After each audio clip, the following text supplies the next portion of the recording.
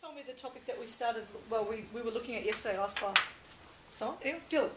How to write the letter to the editor. We've been looking at how to write a letter to the editor and or the features that go into a letter to the editor. Okay?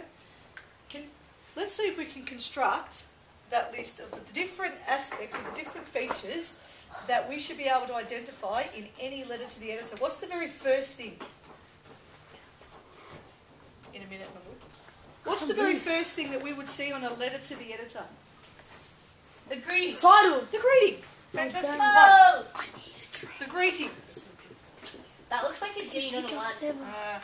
That one fix it. What's the second component, the second feature that we should see on the letter to the editor? Dylan.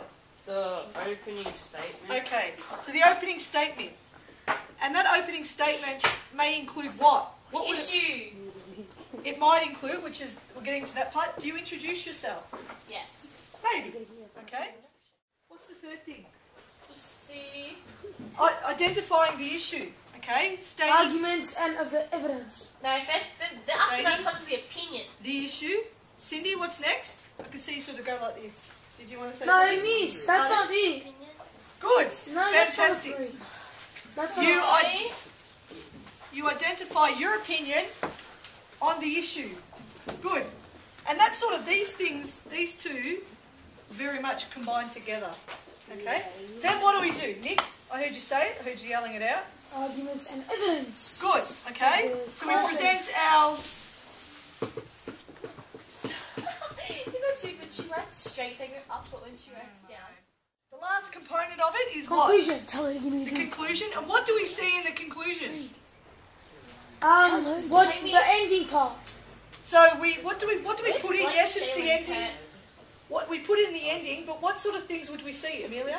Like In the room. everything sums it up. Good. So we sum it up. Yeah. What else? So you sum up your arguments. You restate them if that was what you wanted to do. What else do you do? What other really important thing that you put in your conclusion? Dylan? Like a last argument.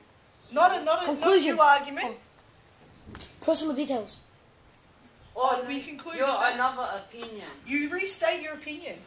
You restate your opinion, and you restate the reasons why you have that very strong But opinion. it doesn't say that yet. Then, yeah, it does. And then you finish with who it's from. Because yesterday we did a lot about questioning and how questioning can help.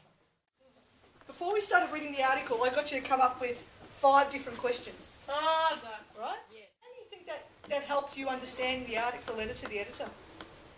I don't know. Because you know what, when we spoke about afterwards, you guys were able to tell me all the different features of the letter to the editor, and you were also able to tell me the arguments that person had. Was it Jimmy Rocket?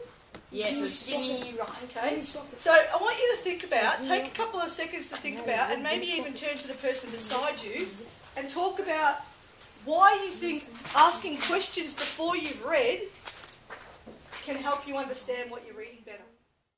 I got you to devise some of those questions beforehand. How did that help you with understanding what you were reading? Think about it. You had questions that you wanted answered before we read. How did that help? So we knew what we were reading. So you were looking for things that you were reading. Good. What else, Amelia? Like to think about what the letter would be about. Like, Good. So you can sort of keeps you focused yeah. on what you think it's going to be about. Anyone got any other reasons why asking questions before we read can help, Dylan? Because when you answer, sometimes when you ask a question, you find the answer a lot easier and you understand it more. Excellent. You know what? And that's so true. So pretty much what these guys said as well is that when you ask a question, it helps you find it a lot easier because you're in touch with what you're reading.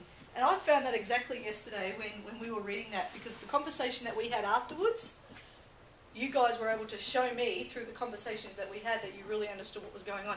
And you know what? The reality is, good readers, people who are confident readers, do that naturally. So that's what we're aiming to really build. So whenever you pick up, for example, a book, or you're going to read a story, or you're going to read a newspaper article, the sort of things that you do is you'll say, oh, what could this be about? Oh, what's going on with this person? So you're asking yourself questions to help you keep task of what's happening during one of your readings. So that's where we're going with it.